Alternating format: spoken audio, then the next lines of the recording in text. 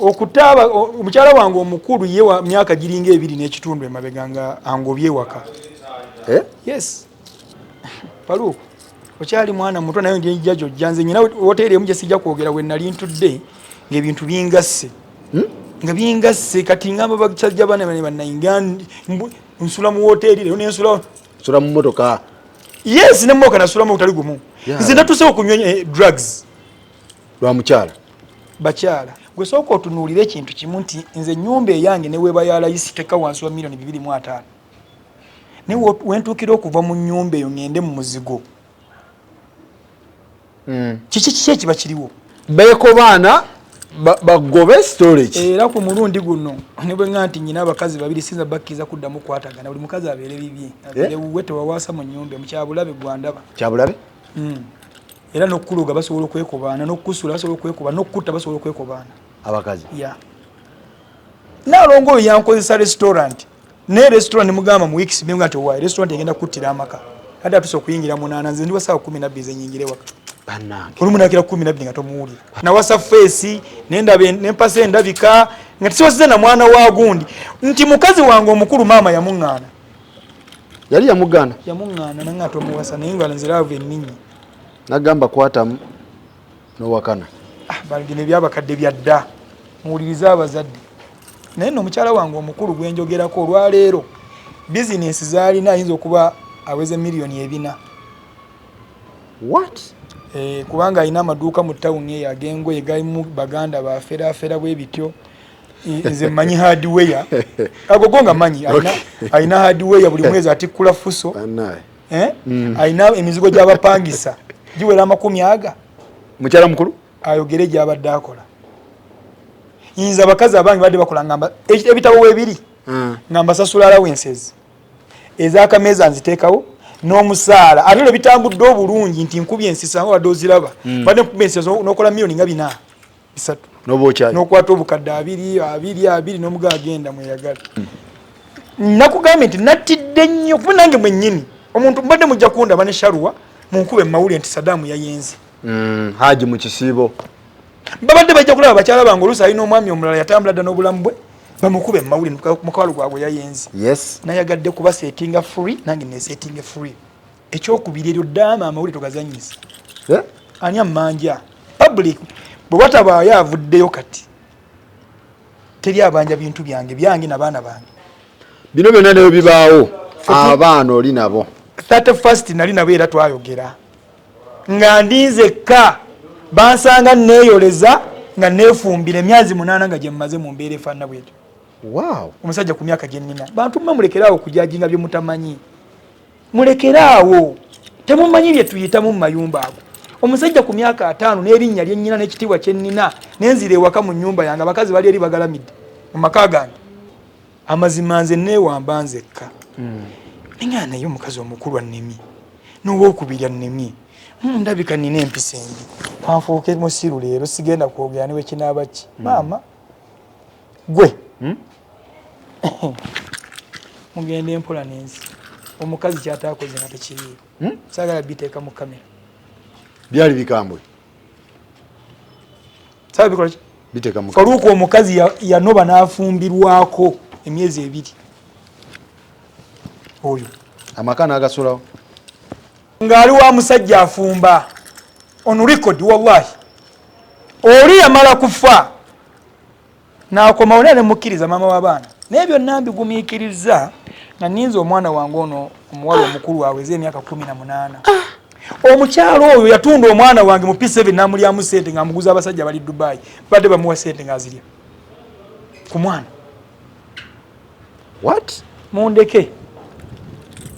bantu mwe mundeke Munnayuganda omulimi n'omulunzi atunda ebikozesebwa mu kulima n'okulonda buno obubaka bubwo anti bannaffe aba Afro-Canada Business Initiative wamu ne Global Events Canada bakuteereddewo omwoleso ogutuumiddwa Agri-Business Canada International Expo 2024 awo ku Queensburg Convention Center okuva ng'ennaku z'omwezi 10 okutuuka nga 11 August 2024 mugenda kubamu okwolesa ebikwata ku bulimi n'omulunzi eby'enjawulo emisomo egy'enjawulo okuyigiriza okukozesa ebyuma bikalimagezi mu kulima n'okulunda, engeri y'okugaziyaamu akataleko emitala w'amayanja wamu n'engeri y'okufuna zi international loans. Okwewandiisa n'okumanya ebisingawo genda ku website yaabwe eya www.afrocanada.net oba bakubire ku ssimu ezo. Alright, assalamu alaikum wa rahmatullahi wa barakatuh. Tubalamusizaako mwenna we muwangala okubeera nga mutulaba yenze Sakozi Farouk era nga ndi wano ne Dr. Sadam Rashid Lukwago. Ebiri amawulire agatambula mayitirivu ku mukulu ono era ne tugamba katumunoonyeeko alhamdulillah atunnyonnyole yasuddewo haki 3 omulundi n'abuuka n'endala emu eri 1 in 4 4 in 1 oli asikama begana maaso 4 wheel drive eziba moroka okipise 4 in 4 toyinza kubeera nawe oyo omukazi n'osigaza abalala naawe kyogamba amaanyi oba ogajjawo ku myaka gye obeera n'omu yasuddewaabo basatu omulundi gumu n'aleeta omu abagatta bali mbadde mbasobola naye we mbateekako ono baba bagenze kunnema kalabanga badde n'emivuyo gyabwe katubaleke n'ogamba tugende ne sharuwa kuba agisoka weyandire abantu bawe emboozi. Alhamdulillah, assalatu wassalamu ala rasulillahi sallallahu alayhi wasallam. Rabbi shrah li sadri wa yassir li amri wahlul uqdatan min lisani yafqahu qawli. Ekiramso kya Mukama Katonda ekyemirembe. Assalamu alaykum wa rahmatullahi wa barakatuh. Wa alaykum assalam wa rahmatullahi wa barakatuh. Aba following Faruuk ono nakwagala ddanno gwe musajja gwe obadde wambulako wambulako twebuzeeko akati abakyala abo baba nga tuzzeemu tutuuse ku mbeera eyawukana nga amawulire gabadde gakola ki gabadde gabalaga nga twawukanye nga ate abantu tebategedde ntitwawukanye bajja kusanga omukyala nga ali ku bibye ali n'omulenzi waafunye omulala batandika tukuba mu mawulire Mukalukwago yayenze Mukalukwago yakoze kubasookayo si kubasookayo kubata basetinga free abasajja ababeetaaga baddembe okufuna waliwo batadda wali wakola ati mwaka guweze ndowooza n'emyezi egigwamu nga mawulire ogasibye ate nno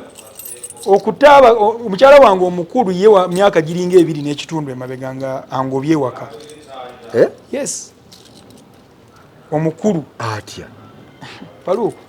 okyali mwana muto naye njija jjanze nyina hoteeri emu gye sijja kwogera we nali ntudde ng'ebintu bingasse nga bingasse kati ngamba bakyajja bana bannayinga Nsula mu hoteeri lero n'ensula nsula mu motoka yes ne mmoka nasula mu tali gumu nze natuse okunywa drugs lwa mukyala bakyala abakyala we batyo omusajja basajja ne baseka nga mbagamba ne baseka nga alaba ono omunanga nti yanze limu yange olaba omulala gamba nga bataano Kampala wano mukammunatete mu mahoteri tebakyaso abalinawo ku busente ne kumanya teri ate sibeboka nawe Faruuk wosiriikira nawe toli bulungi guno omulembe gwatabusi wenza okuga nti okyava ewaka ogambye bebi nsabiraako ngende kukola kiki ekigenda mu maaso sente bannayuganda bategeera sente abazudde eddalu tebakyalina abadokita waliwo omusajja gwe batta wano embuya musirikale mulamba businessman ebintu bannaye muleke kubeera nga ekizibu kyendabye ku bannayuganda n'Afirika okutwaliza awamu okufumiitiriza kutono tuwulira nnyo naye tetufumiitiriza Sadam omumanyidde mu mulimu omukyafu oguyiya amanya g'abantu naye ye mwafunidde erinnya oba totegeera kati njala mutegeere kwafunidde eri abantu babeevuma bwevumu kizibu nnyo omusawo wa haba okuwangala emyaka 10 nga abantu bakyamuwulira kizibu nibye kizibu nnyo waliwo omwami omu wano bamuwa free to air nga buli TV gy'oteekako buli radio buli where is he inze nadde wali nga nzijanjaba abantu abalidde kamulali nga waliwo yajja nga asesema musayi bamulisiza kamulali amumekesi yabumize nga yabisse omusayi amagwa mayitirivu bamugambye nti kamulali agenda kuwonya alusa kani imagine butungulu ku market nga bavaako mangu kwe kufera bafera abantu tebakola abakola batono era nze ffe tulina sake yaffe waliyo abalungi nyina mutabani wange nyana is a very good doctor Arafa omwana ategeera eddagala Arafa alaka yasoma ebintu ate ani yamuyingiza gwe yamuleeta nkutidde waliwo omwami bamuyita Dr. Sukaka ali awo Nsambya oli akola ne drip awo n'agikuteekako kati aji kyenjagala otuuka otya okuta abakyala bano ebintu bino bitambula bitya mukyala biboyiringa bitya twafuna obutakkanya si mulundi gumu seebiri bannayo omuntu watuukire okugamba nti gwe sooka otunuulira ekintu kimu nti nze ennyumba eyange ne weebayala isiteka wansi wa milioni 2.5 ne wentuukira okuva mu nnyumba eyo ngende mu muzigo kiki ekiba kiriwo mukyala mukulu eyasooka ensonga zituuliddwamu ntuukiridde abantu consultants ate nga mwe consultant ate nga ndi kansala mu maka ebintu bino ndowooza mbimazeemu emyaka nga 10 n'okusoba nga ndi mu ntalo za waka yes kati oyo nenvaawo ne ngende wa namba 2 namba emu omunnyuka namba 2 naye ne tubeeraawo nga balina namba 3 nkyansigazza nabo naye nze kyensinza okutegeera mwami Faruku tukole nnyo ssente tukole nnyo ssente era nze lino eriwala lye nalabye lifala lyesirabangako omuntu okuyingira ku Sadam nga takyalina bukadde bwa ssente n'ogumma n'obeera naye alina ebizibu bye ng'omuntu twayogera alina ebizibu tukwatagana twafaanaganya ebizibu oyo naye nangoba nga tebikyabalansinga omugatte gukyajja namba 2 nekwata engoye nze obugumiikiriza bwonna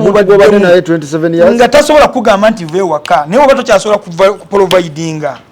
naye no mukyala wange omukulu gwenjogerako olwaleero bizinesi zaalina ayinza okuba aweze $4 kubanga alina amaduuka mu tawuni eyo ag'engoye galimu baganda baferaafera bwe bityo nze mmanyi hardware agogo nga manyi alina hardware buli mwezi atikkula fuso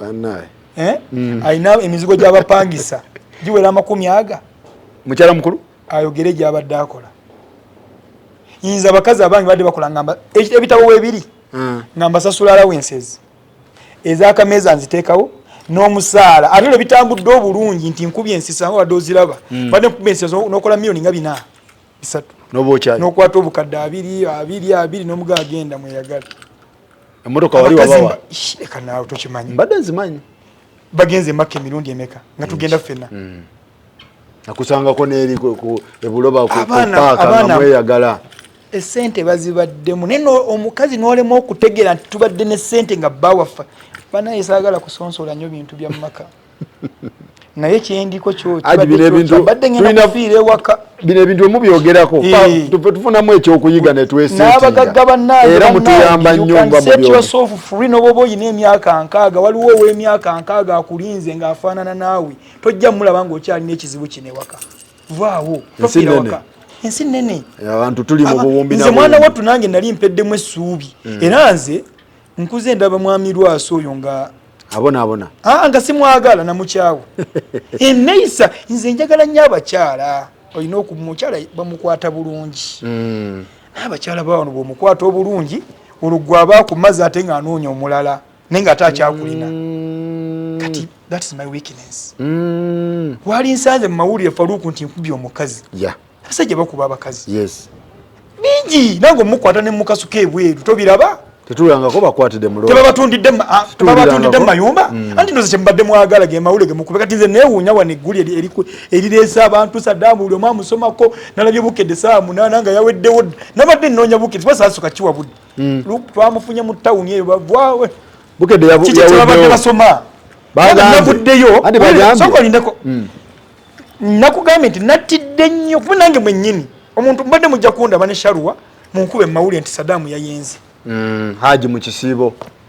babadde bajja kulaba bakyala bange oluusi alina omwami omulala yatambula dda n'obulamu bwe bamukube mawule mukwalo gwabwe yayenze nayagadde kuba setinga free nange nesetinga free ekyokubiri eryo ddaama amawule togazanyisa ani amanja public bwe batabaayo avuddeyo kati teri abanja bintu byange n'abaana bange abakyala nabawadde ebintu byange era ebisigaddewo byange n'abaana bange n'omugole bali wabajjemu oyo mufiiramu bajja munsokoolamu munda bamusobola naye ansobola kati beeko baana bagobe storage era ku mulundi guno ne bwe nga nti nyina abakazi babiri sinza bakkiriza kuddamu kwatagana buli mukazi abeere bibye abeere wuwe tewawaasa mu nnyumba mukyabulabe gwandaba kyabulabe era n'okukuluga basobola okwekobaana n'okukusula basobola okwekobaana n'okukutta basobola okwekobaana abakazi bwe bakugattagatta bwe bati ne bagattagatta tuli basatu aweze obuwumbi nga butaano bwafa kiri kitya ono alina miliyoni bwezi ayongerako akawumbi oba wawedde dda ng'oyasaamirira baana bange abaana bakwagala oli mulamu ate mu maaso gye balaga gye basinga okwetaaga abaana gwe wenna ali mu mbeera efaanana eyange leka kutunuulira maka na baana bo ojja kufuubalike oba mukazi oba musajja tambula mu mbeera yonna gy'okola ki gy'osobola ne bw'ogenda mukazi ka mitwalo 3 naye ng'oli mulamu sente zikolwa mulamu nze emirimu nali nagiwummuza nga nagikwasa naalongo yagisuulawo busuuzi nga temuli adde eddagala nga bizinesi nkalu olwaleero ne bw'olaba nagenze mu mawulire bizinesi yange mmaze okuzzaawo kapito yonna eri covered kati store wejjudde n'eddagala lijjudde mu madaala kati n'ebirango byatandise bukedde wanu kwendi bukedde ttundika emirundi 2 TV West kwendi ntandise sanyuka kwe kusirikamu wali kati wande batandise okukomamu bajja kwetonda bayite eno batuma abantu amawulire nabagadde akamwa tebaddayo siina muntu gwe mpa chance koma mu bulamu bwange bansuulawo nga sirina bansuulirewo ddala period watuuka n'ogikwata buleeki nga njagala ndabe Faruuku omuntu asobola okwagala nga tolina kiwaliko wallahi ati ka Faruuku nze abantu wembaga nti ndi wakalige ncha bayiika bamanyi byenkola okitegedde sinza kuulwa sisobola nalongo oyo yankozesa restaurant ne restaurant mugamba mu weeks binga nti owa restaurant egenda kuttira amaka hada tuso kuyingira munana nze ndi wasawa 12 zenyingire waka banange olumu nakira 12 nga tomuwulira bana ebintu bingi ebizibu nga bingi saagala kugira kutaganjula kubanga abakyala bali nabo tewali yavuddeyo nti akomplaininga bwe mbayingiza mu mawulire okutandika okutottola bibadde mu maka mbakoze ensobi mba nnyingizizza mu abantu feelingiza mweze mututaddeko kubanga gwe obwongo obuna kibuga ntosoze na kufumiitiriza kati ntandika okunnyonnyola mu andi abantu bagusaze nabagamba kiragaaji naye bagusalidde abakazi basatu bonna bakulema babadde bawoza naani waliwo omuwala omu mukwano gwange yankubidde essimu owaye haji eyo hakki yakumeka ne mubuuza mwana wa nnyoko oba nze ndi mwana wa nnyoko nali nkubuuzizaako abasajja abakwebaseeko obadde omanyi nawe obadde onyinamu essuubi nti gwe ogenda okukola hakki ey'okuna mbadde na basatu zisiraba na mawulire wano lwakuba nti omuntu nze ekyankwesezza amawulire abantu banjagala laavu balina laavu eyo wamubuuziza nti gundi wanyoko wali olinawo essuubi nti ngenda kukuwasa lwaki ombuuza hakki eyo mbuliddwa kyakula nti nze kusaba where is your concern here mukyala wange akubidde essimu nga complaininga nedda bannayuganda muleke okuyingira mu bitabakwatako tebala noli abagamba Pentagon ya nnyoko mufe ku bibakwatako kati oyo omusajja wa Pentagon nze ndudde nga mulaba naye nga kyempitamu lumu nga njagala ntuukireko omusajja owa Pentagon naye nga nkimanyi nze atakimanyi oyo wa Pentagon oyo kyayitamu okimanyi ekisinga ekyange kitono oyo ali kufa yennyini ali ku maggwa bwegati nga mufumita naye agatuddeko ne waali wamubuguma kati omusajja munene nnyo ebyatuuseewo mabega byonna obirabye ebyo byonna bisoboka wano bw'oba todduse ye yalwawo yalwawo okudduka yalidduse ng'ebintu ebinnawera nnyo kati lindako ebintu byengenda okufubutula kubanza ebyange mbadde nabyo naye nga nabikweka emabega siri tolabula tozukusa yebasi so kikyoyize mu bakazi abana towasa mukazi omu aye tosukka babiri towasa mukazi omu aye tosukka bameka babiri mu kifo ky'okuweza omukazi ow'okusatu funayo ennyumba yo tekyali musajja kati kizibu nnyo ku 10 osangako nga babiri obutasangako ng'ali bulungi ewaka abalina emirembe alla ne waba alina ssente alina mirembe waka nabako omugagga omu mu kibuga bannannyini bizimbe ebyo ab'amaanyi bye tumanyi nawe omumanyi bali omusajja oba ali myaka 7 n'okusoba omukazi naye nga bali mu kooti bagabana ebyobuga kati babitwalawo nedda ow'emyaka 6 byalwanira abitwalawo omuluggobe naye nga byalwanira ne bwaga nti atuule taddamu kukola tayinza kulya yadde aseti emu bweti ogwo gwe mululu oguli mu Uganda naye kati kigendererwa kiba kyawo bakazi batabuse tekyali mirembe wakanze nadde ngenda bavaako nadde ngenda kudda kuba contract be bali waabo baje bayita customary marriage n'ogende wa DC ne babagatta kubanga munno omuleeta ne muyingira mu agreement ya myaka ena ngenda kuwa kino na kino na kino ozaalayo omwana omu bwe kikola obulungi nga muli ni walinga nakati mu kiwajiwe emyaka ebiri obufumbo bugenda okuddako nabwo noleeta omukazi olina ebintu bya biliyoni za 5 najja n'afumba emyaka 5 n'akuzaalira akaana kamu n'atandikawo embeera mwawo kane nagobe wuwo ne gavumenti n'emuwa olukusa ati bagabanire wakati tekiri fair. Abagagga muzuukuke kano kaseera kaffe kakwerwanako oli eyo otyo okujjayo ebibyo nti kubanga abantu banaakulaba batabagenda kuziika ng'olaba kisobokera ddala ke kaseera tolinda vewaka ebyobugagga waakiri mu bigabane oba abitwale wabikola bukozi omulamu yakola sente mufuta zikola so kati gwe ebyobugagga wabirese wagambye saabirese twabigabanye nafuna essomero n'ensigaza n'eddwaliro era by'abaana bange yenza abirina bali noba waki mayumba balina amayumba tubadde n'obupooti tubusalaasala tubadde n'obuzigozigo obwo naye besaafu nanze nobata bagende ndi wa Sharon kati aji bangamba ne DNA twakulaba mawulire ngoze n'ensonga za DNA era bagamba DNA byebimu ku kanaluzaala DNA ng'ekyali okutabula famire yo kyali kiti ekituufu DNA teri mu ebyo bagyekwasa bwekwasa mbu wazuula abaana batali babo baleke kuwaayiriza ate bakyala bange mu ekyo wabula mukyala wange omu yadduka nga mawulire gafulumye ekyo nkyakirinako question mark gatya bwe gafuluma aga DNA bakubawo omwana wange omuto omukuba hajati naye bwe yagalaba bw'ati nali sisuzeewo we namulaba saawa mwenda nga n'essimu yali aziggyeko nga amaze kusoma sitoole munda kuba gaalaga kirala nga te sitoole munda ndala kati oyo nafunamu question mark naye omuntu eyanzibula ennyo amaaso ate gwe neebaza era nga nkyogera bulijjo yali mutabani wange ku graduation ye ng'awa speech nze ndi musajja nno w'amaanyi atasalirwawo tebansalirawo nze ndi musajja kuba nze enkola ekinfuula omusajja full responsibility nze omwana kaabe viddi tebagenda mumukyalira bakola list era sente bye bazeegabirako wali abaana aba bafulumye basatu basawo omu journalist sizadde nnyo nze omwana wange asembayo gwaddako ali mu senior 1 era primary mbadde siina mwana dinasale primary tolinamu baina abaana 17 siirina primary mwana abaana kati bali mu secondary abo basigadde abalala bafulumye kano kaseera kange kakweyagala Faruku omwana taweerereka kola busawo kati ekya DNA ekino kijja omukulu yakola medicine DNA nyina omwana gwe nazaala nga nsoma naye era tebyali bino kati Faruku naawe mugenda ku mipiira nosamba nali muddusi nga nsamba n'omupiira nensanga omuwala nembeera naye kitegedde bino batukubira enduulu nokyamukamu nze nali na musomero ng'omuwala ngamba nti nyina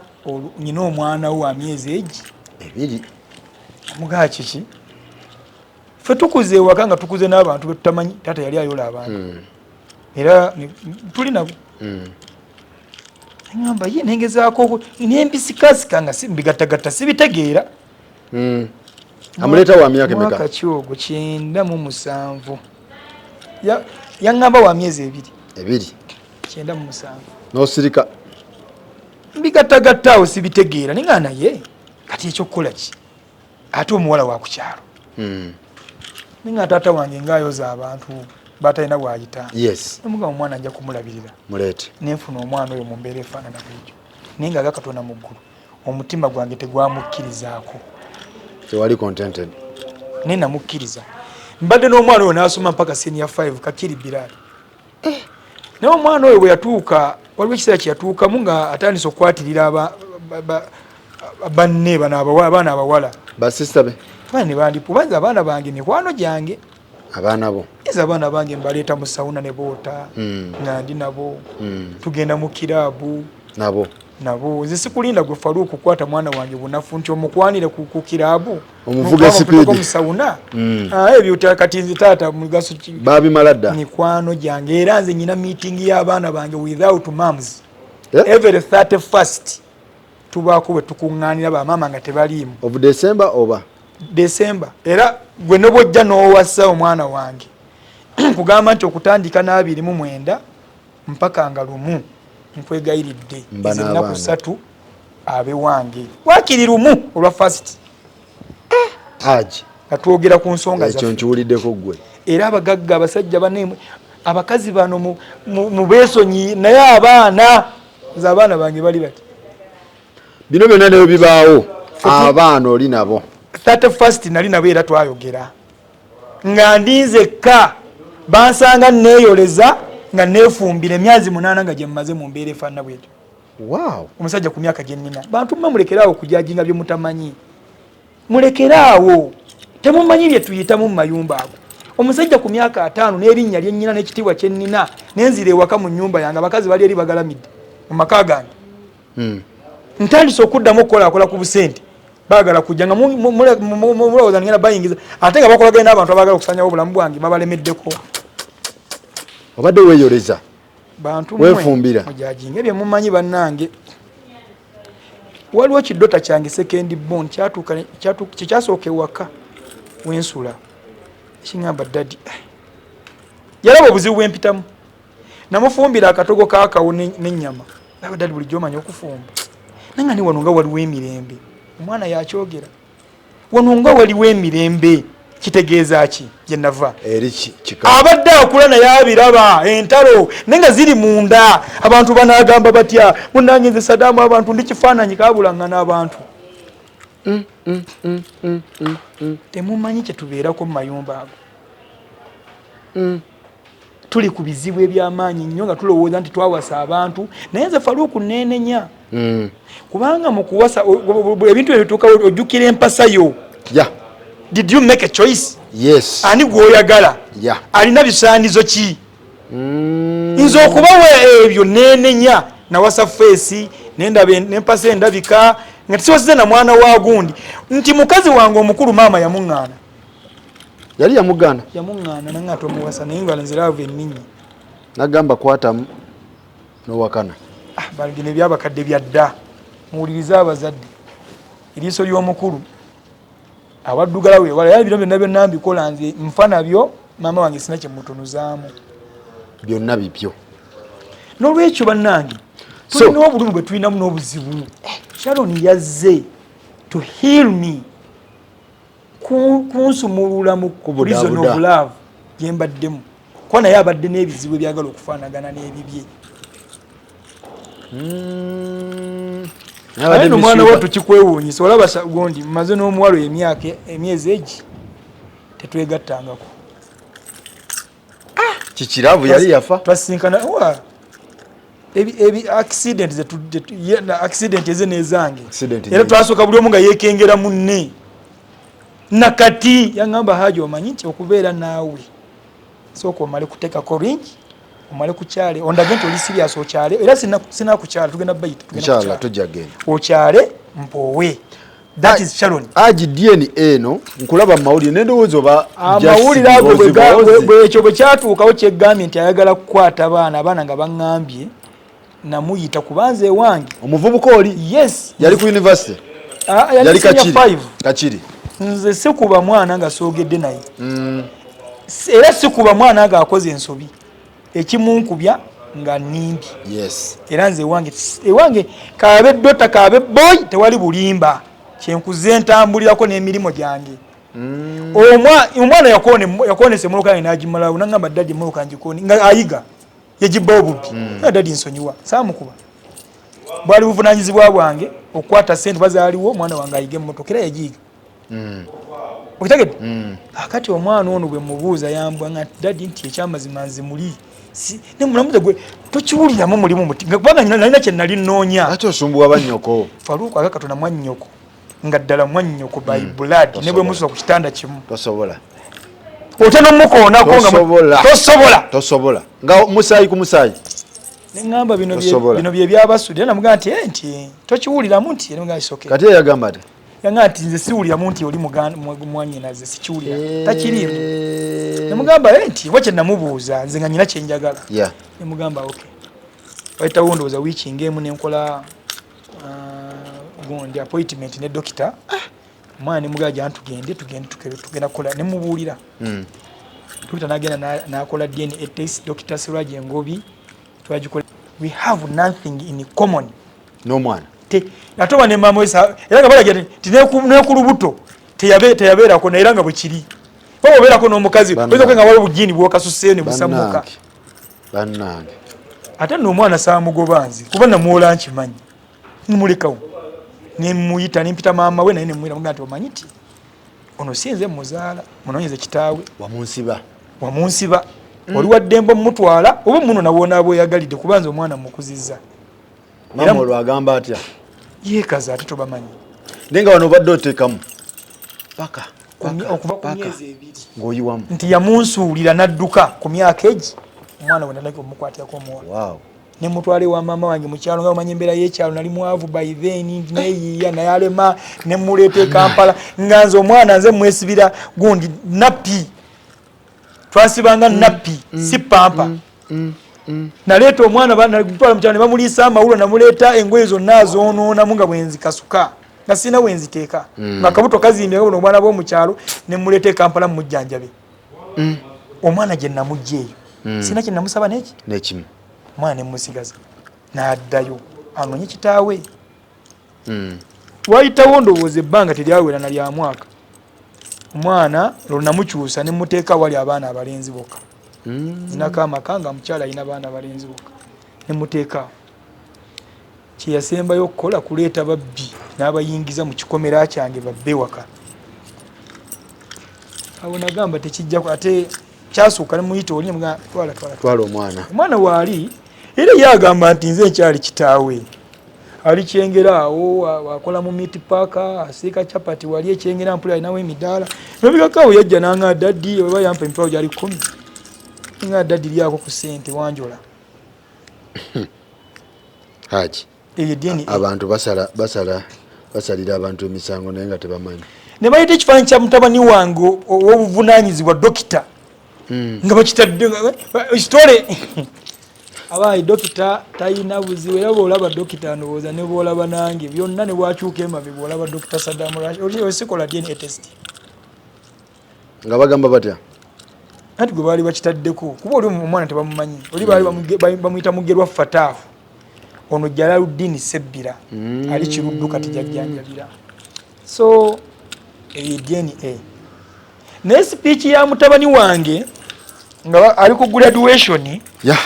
yanzijjako mutulo mwami gundi era bwengatta DNA nengatta yagenda n'ayanjula bamaama we kubanza omwana nasooka nga nakamufunira maama we yamumpa wa myaka 2 kubanza njagala nnyo abaana wiiki era bana abakazi bakoze nnyo effujjo nga bamanyi tayinza kuva wali baana yes my weakness number 1 mwana wange baana woyogerera wonna nti omwana wuwo nze kyensobola okureceivinga this is my blood sireka mwana wange kumalaga toleka musayi wa no not at all tambula nagwo gwalo uliddeko agamba nti simwadde buyani ate nasizadde nnyo nzi sikiwuliranga nyina abaana aba bagambye 17 wabweru w'obufumbo ababiri be nazaala n'omu nyina abaana wabweru abasigadde baana ba mu nnyumba muno hatta nti waliwo n'omukazi gwe nayawukana naye gwe bataleeta mu kamera yali asula nansana nga weerandani namuzaalamu abaana 2 balenzi batuuze beeri waliwo muwuliddeko simuwulirangako naye obadde okuumya ebintu byo era obikuumye era naye nayawukana naye nga ndaba nze bannaye saagala bintu bya mbirigo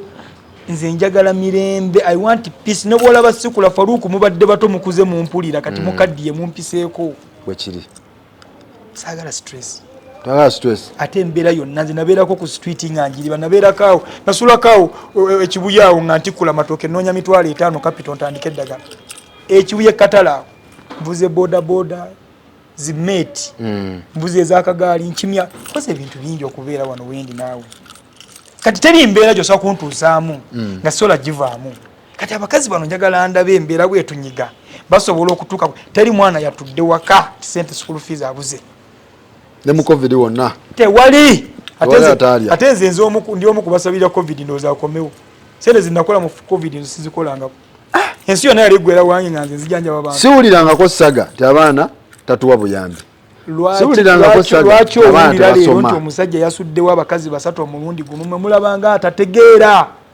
mundabanga eyanywedde enjaga mundaba kati mulinde mugenda kundaba ate yali Bobi Wine oba mpulidde yakijja mu Bayibuli nti bali balabira kati kamera zigenda mugenda kubiraba bwe yakaseera katono nga sibyogedde omusajja ne bwe yasuulawo amaka kyali yali mutuufu kuba ebituufu tebyebulizaayo kati nabo mugenda banoonya nze mmanyi bannamawulire n'olwekyo omwana yajja n'ayanjula bamaama we yasooka wa mukyala mukulu we namusoosanga muto paka P7 era mwana wange oyo Jalaluddin yakolera wano King Fahd Busega P7 ye yali wakubira ebiseera bali balonkinga mu Uganda yonna ne bamuwa basali Kibuli secondary paka senior 4 abamonita be bagimuwa bamala okugimuwa senior 1 to senior 4 n'abeera wa mukyala namba 2 senior 4 to senior 6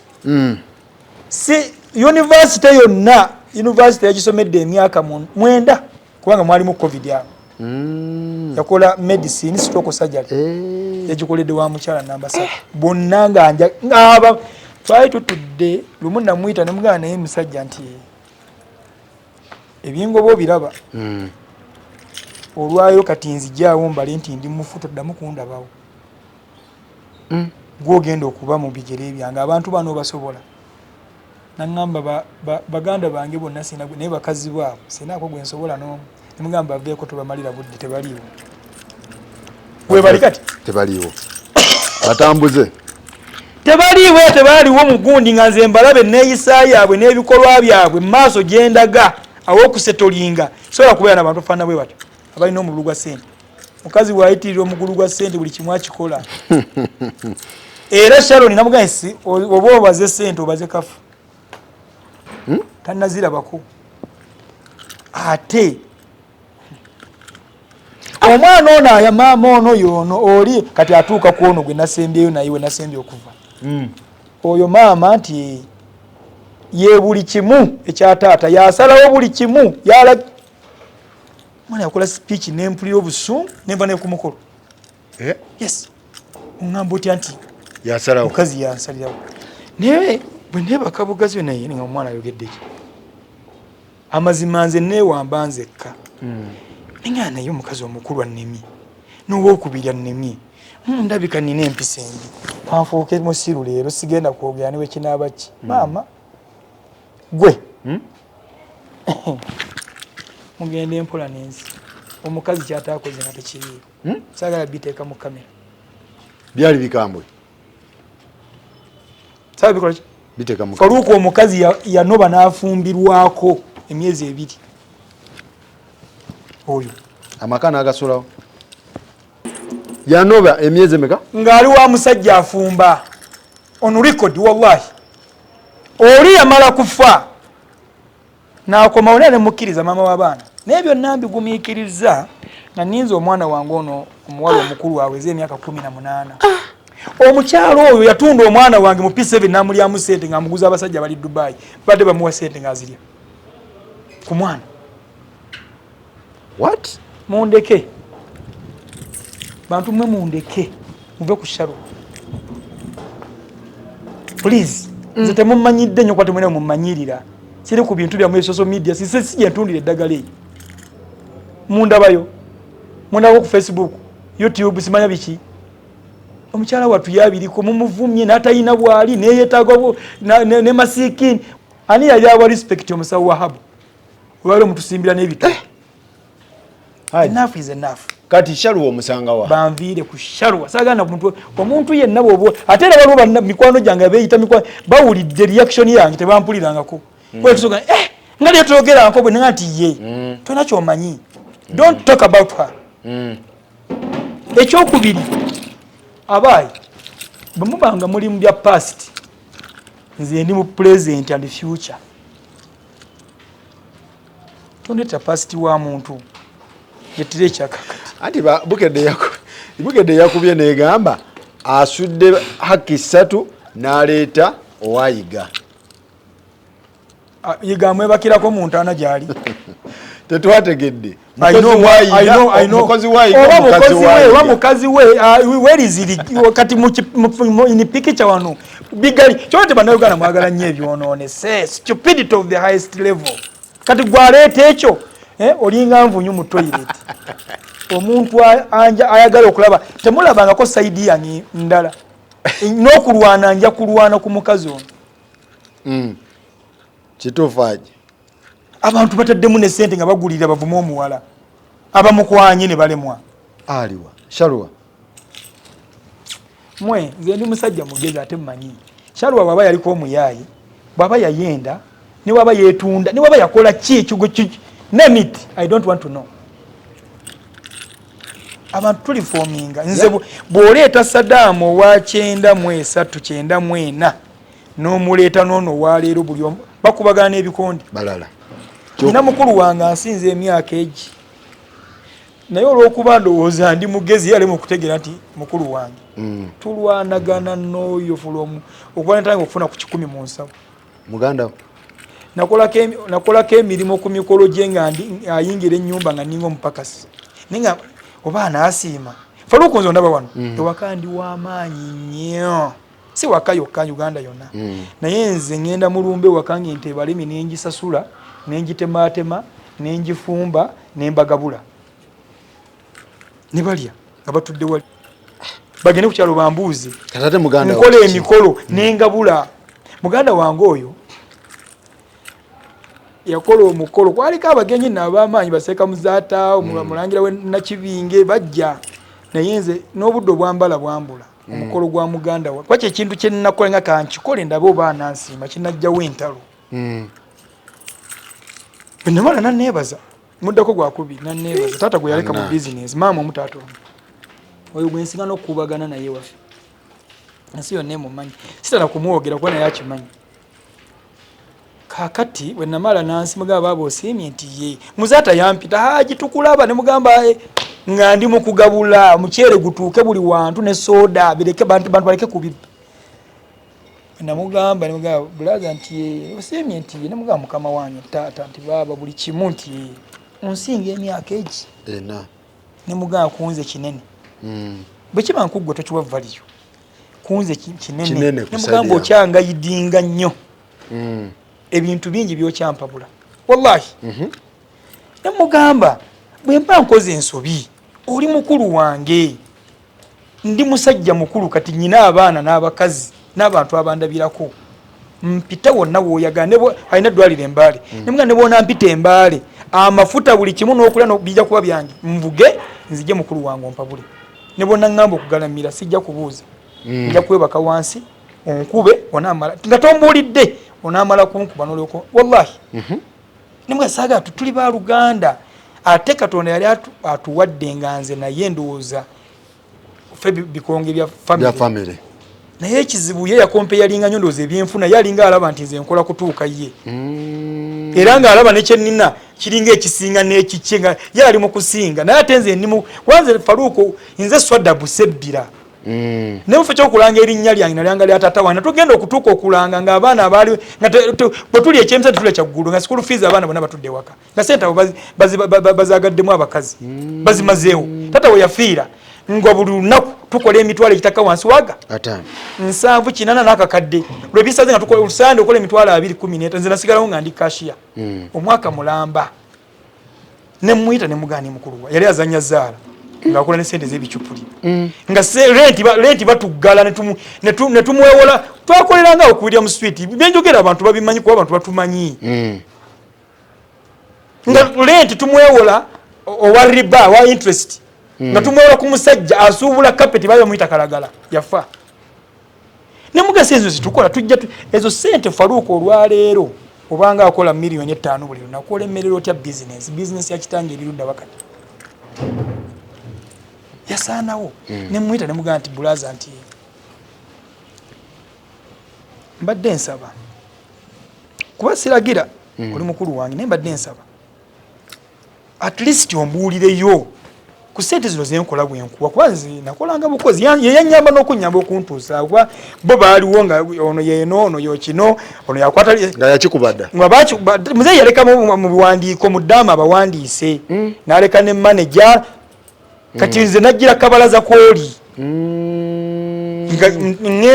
lwagenza okukuba ebicupuli byebiki ebyo nga nze nsigalawo kyemmanyi ajja kunyiiga naye bino byenjogera ge mazima ko takyabikola yabimala omusajja yali ayagala kunkuba nga mubuuza at least oba oyinayo kapoloti nga kako kiki kyokoze mu ssente zenkuwa wadde naye nga zaffe ffenna naye kiki kyokoze kale nga kikyo kuba ebyaffe nali sibirabawo nga talinawo kyakoze naka yalina omukazi gwe yali yawasanga nze mwegomba omukwata omukazi kati yagwa n'eddalo nga mwegomba omukwatako mu ngalo ensi yonna emumanyi oli omukazi nalabako olutalo Nazaala yajja ku ddwaliro ng'ayombesa mutabani we lwaki yaliisizza omwana w'ebijanjaalo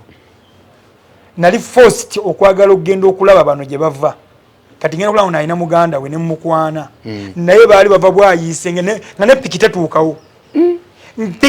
piki boda nga tetuukawo mubuuka myalami baali ku mwala yo yayombesa mutukodomi obuliisa ebijanjaalo kati mukulu wange oyo ne mugamba mukama wange okyampabula era ompitanga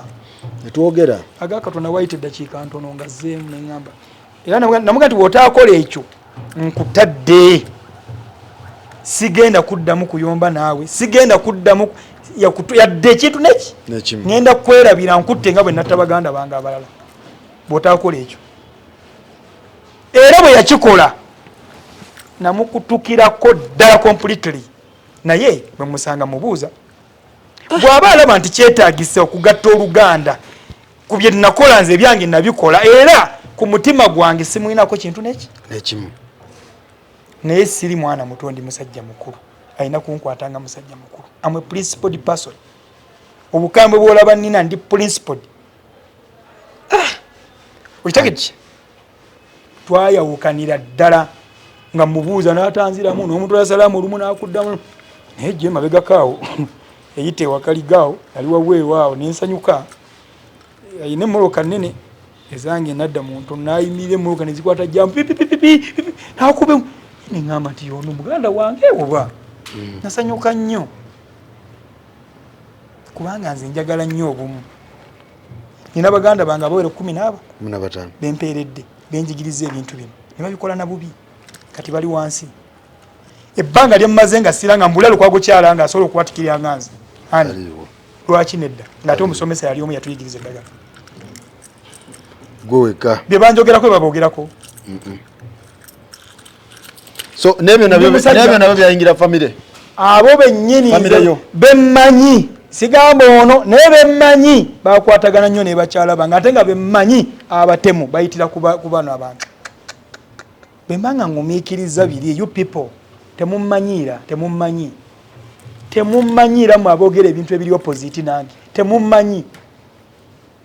nze siri awo nti ngenda nennyonnyolako eggwanga kikyendi ndi so protective ku famire yange ne baganda bange bonna saagala kuleeta bintu byagondi mu maka kuba gyebiri ekitusudde ffe tukompiti kati balwana nze kunzikakkanya ne batamanya nti ate bakakkanya nze kati ensi yonna emanyi nyina bulanki bwana kweko tomumanyi wenkowensangibwa onyenako walago ebbanga lyondabidde wali ompuliddeko nti nyina bulanki egindi babadde batunda eddagala mumanyi kati olwaleero saagala Lukwago nogu nyimiriranga Sadam Rashid teryakola bintu byenkola bakola byabwe enkola byange temuddayo kubakozesa nemukubiraza amasimu atajja eddagala wakaliga oba mufuliyeka wali ewandegeya gwomanyi gy'olijje temuddayo kukuba amasimu gange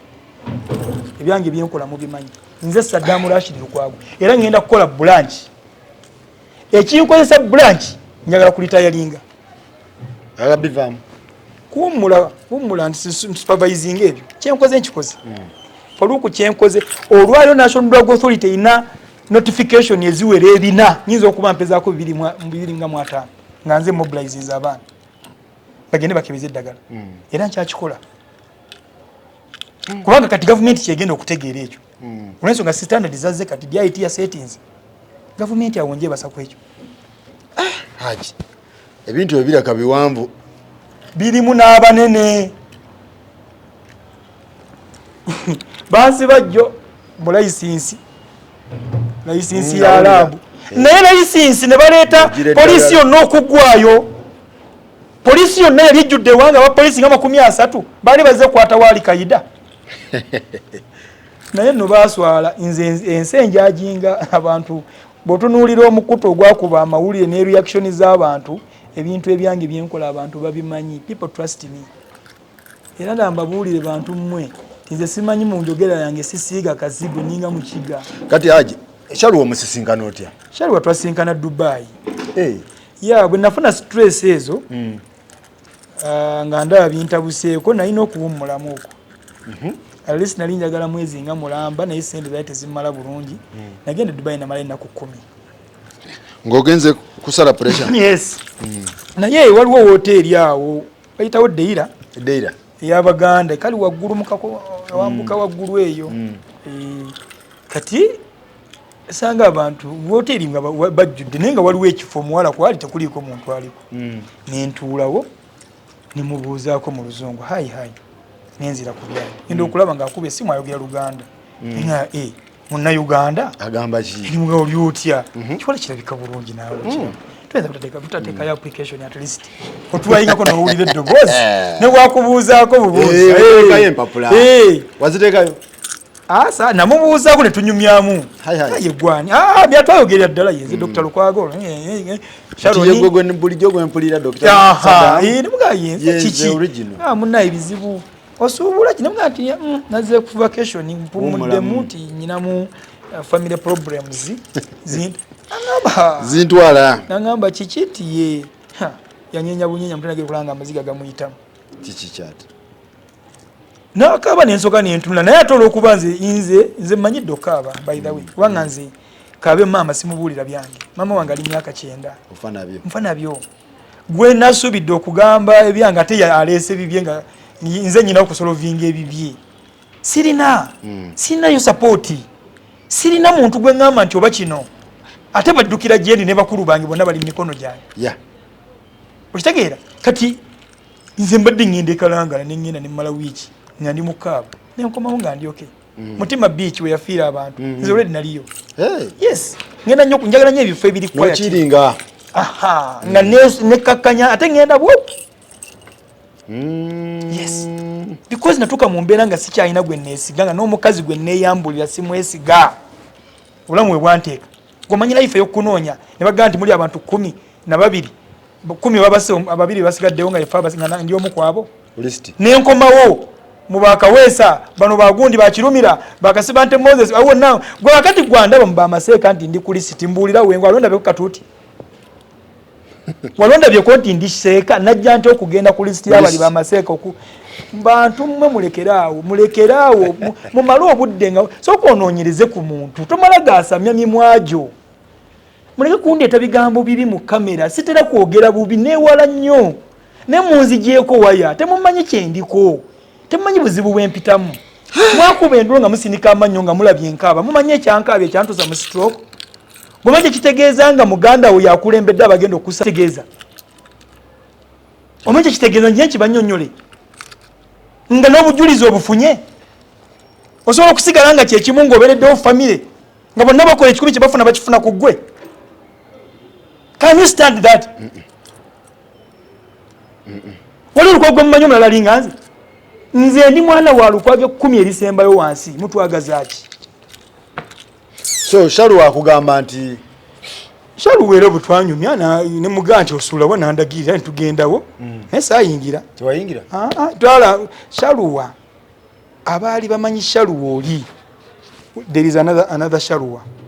kwa bali bamanyi Shaluwa ndowooza tumuyiza Shaluwa leero mugezeeko mu musemberere kwa even by now mwali muwulidde nga waliwo byaddamu kwasobola nina obusobozi omuntu ku TV zonna nakikuba olidde nena muganye muganti nda baleke nze I must protect her, that is my work. Number 1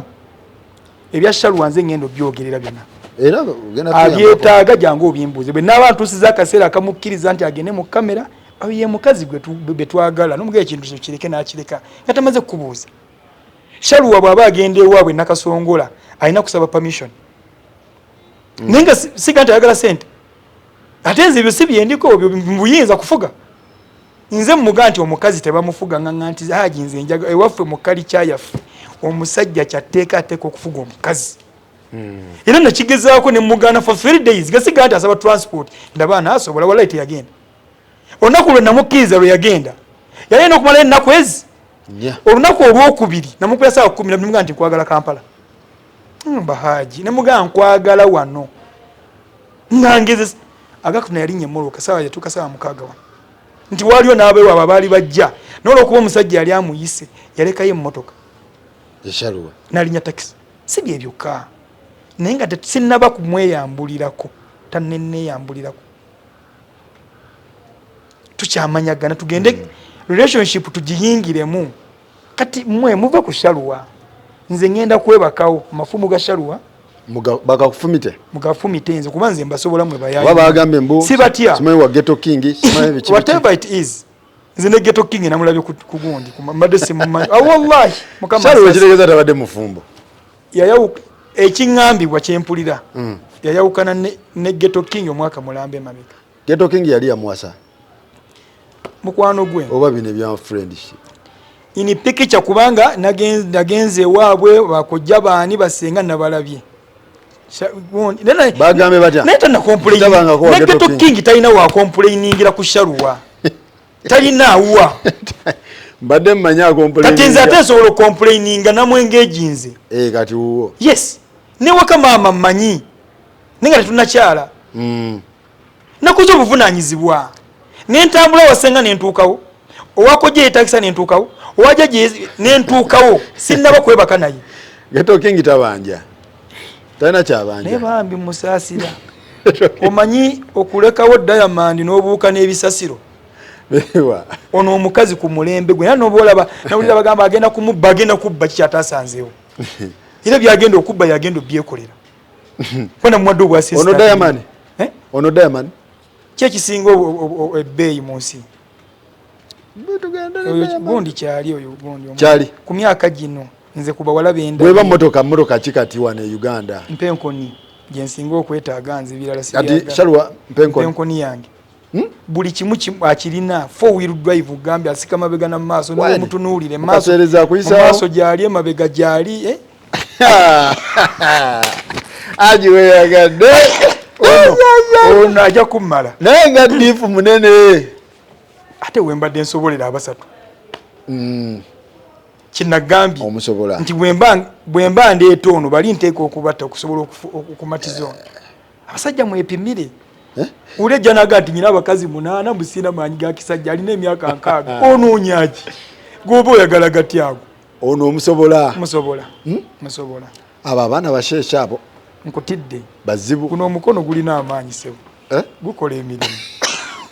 kulwalete emikono twabadde ku Victoria nakulayo ku mazzi lwaki twageze ku mazzi oyo omwana naawe omulaba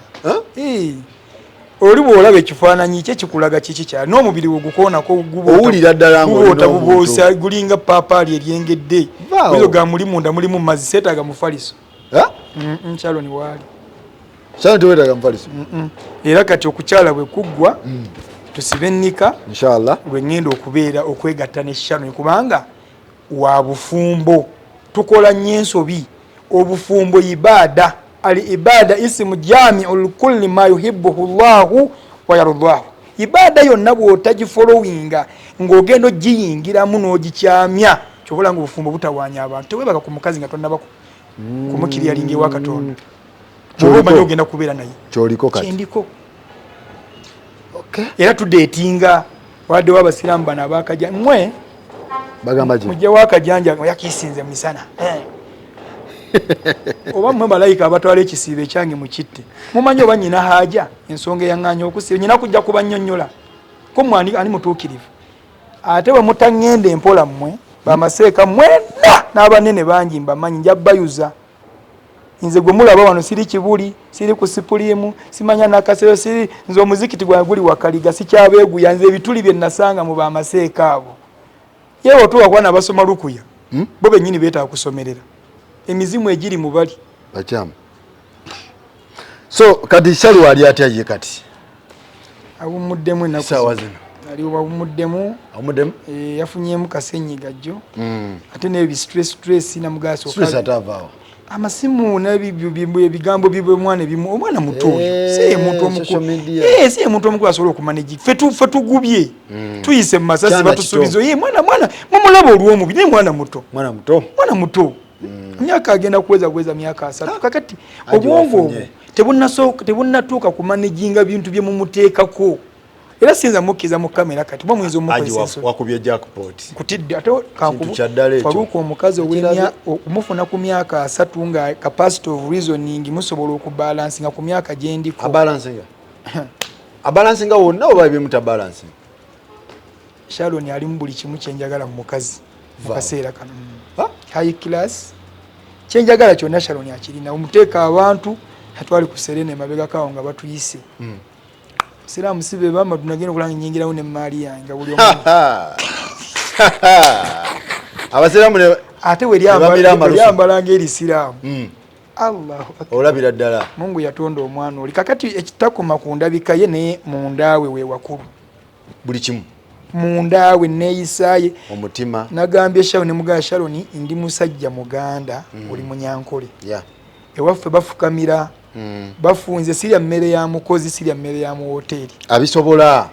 engoye zange ayina enjala mpanvu mugaa nti engoye zange omukyala yalina okuziraba embeera yazo zigoloddwa njagala omukazi ajja okunkolera emirimu gyange ate nga n'egyeddwaliro agikola ki agisobola kwanza omukazi bw'aba akola ate obudde bwe bwannyukirako mbubala nnyo olw'abaana bwe tulina ewaka kyovola nti nze saaga mukazi wange mukozesa kubanga ate tulina product ze tuleeta ezirina okubeera supervised by mam na reporting eri taata ne tukuza omwana naye amaka kati tegakyali ekyo kyovola bankugamba nti bano abakyali eri bamama be banasaagala kusikayo omwana lwampaka omwana wange waba yagadde kujja kubeera wano nja kubeera naye kuba nsobola omufolo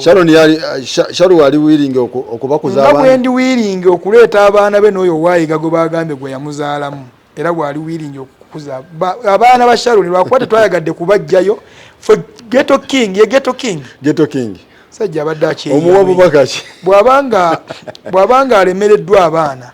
tetujja muwaako kikemo singa taasiiwuuka empisa atuwa abaana tuboole bajja kusoma bajja kujjanjaba bajja kulya bajja kubeera nga bw'ayagala era ajja kubalabiranga bw'ayagalidde wonna oba ayagadde kujja waka tujja muwa olukusalaba abaana tetulina buzibu naye naffe talina buzibu bwatukozesinnamuwulirako ng'akomplaininga omusajja akimanyi omukazi yamulwanirira nako nga bamusibye ng'ate baali bayawuka bwe basibirageko Ghetto King baali bayawukana n'omukazi kati baleeta ebyo bannamawulire muleeteyo ekirala Ghetto King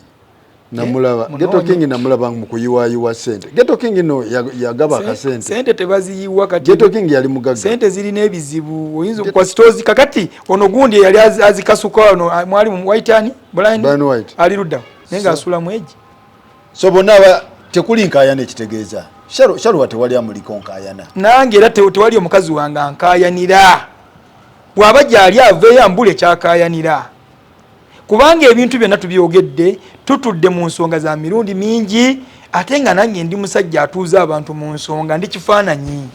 teri mukazi asobola so ennyama amagumba olya okasuka mu lujja kasituba nga tewabbi tewamubyeko ate era sinnaba kwegatta naye bw'abaga Ghetto King akyasobola okusootinga ensonga n'emukyala we isokka agenda azisootinga ajja musootinga pate tunnabeera ffenna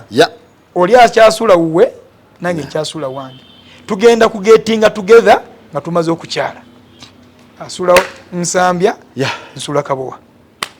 naye nga aji ndowooza laavu etambula laavu enyuma ey'abaana abato ate kati ngenda kukola nnyo kuba emirimu gyange gya bwongo nyina okuba nga obwongo buli weetaaga omuntu akukakkanya poluko bitegedde nga tebiri mu stress kuba olina bakirani bakubira amasimu ate oba ku stress nga stress omukazi omuntu alina za sukulu naye si nyina amasomero nyina nasale nyina primary nyina secondary kati man stress yaki wakitegeera nekoledde ate nteeseteese ebintu byange Wetagayo omuntu akukakanya. Yoyo namufunye. Obadde toyina. Era mwe bawala mmwe temuddamu kuba nebe ekisi bonna ababadde mundeke this time round bwenzija mu nsenze kati. Ajiwatya. Saagala batawa. Bika abaana bajje. Bwe bajja bajja kutawaanya omwana ono. Toyagala basumbwa. Ne password y'essimu yange agirina. ATM gwe nagiwadde. Nze bwe mbanja gaddu ne Nalongo bw'abadde. Okola otya? Shaluwa wamuwadde? Pin code ya simu agirina. Wagimuwadde? ATM yagirina. Yagifunye dda. Password temumala gasindika bi message byammwe ajja biraba. Ate ne bwabiraba bahandulinga namugambye. Bawerevu. Baby bawerevu. By the way nyina nabakyala babiri Faruku. Ate aliwo mulala. Mujja mulaba. Bangambu wawowa. Nyina omukyala ali Kabowa. Era Sharon amumanyi nenzija gye yajjamu era agimanyi.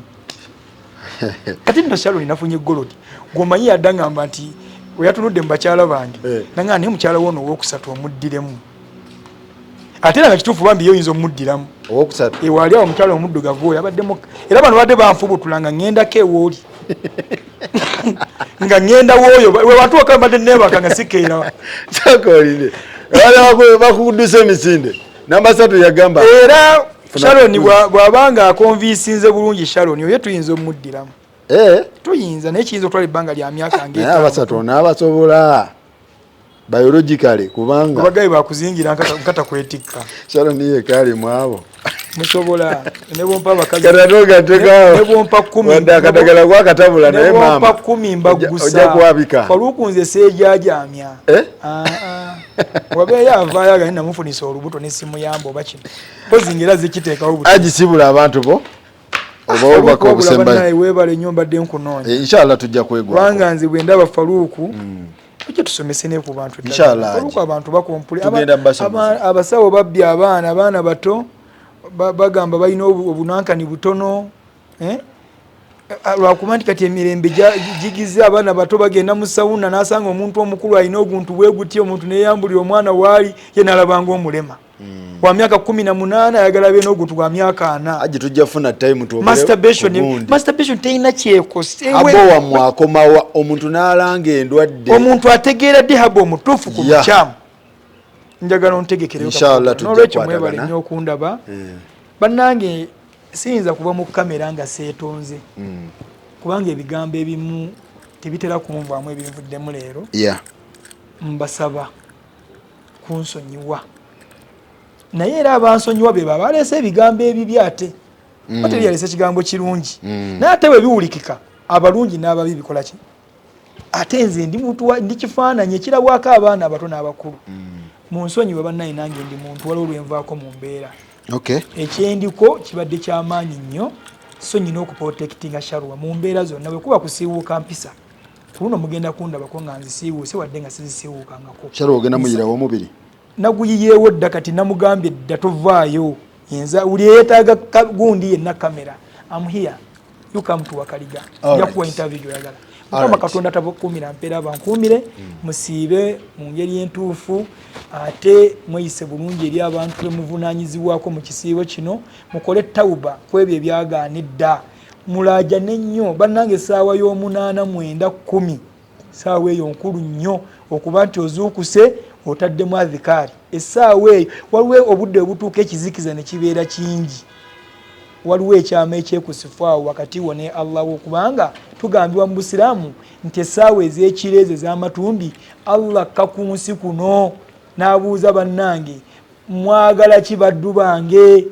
nga mwagala kufuluuta mujja kufuluuta ebbanga lyonna fe mulaba bali successful somehow essaawa ezo tuteekamu ne alamu noba ng'ozuukuse naddala olunaku olwokuna ogenda mu kiro ekyokutaano n'olwekyo siyinza kuleka nga sibasibiriddeeyo ekyo mwebale nnyo okundaba abanfolowinga mwebale nnyo abatanjagala batonjagala naye ng'onywa eddagala lyange kubanga eddagala teririiko kyoba otaasabulamu Mukama Katonda takuumira mpeera mbakuumire. Assalamu alaikum warahmatullahi wabarakatuh. Mbakaliza ekisiibo ekirungi ne Idi ennungi. Amina.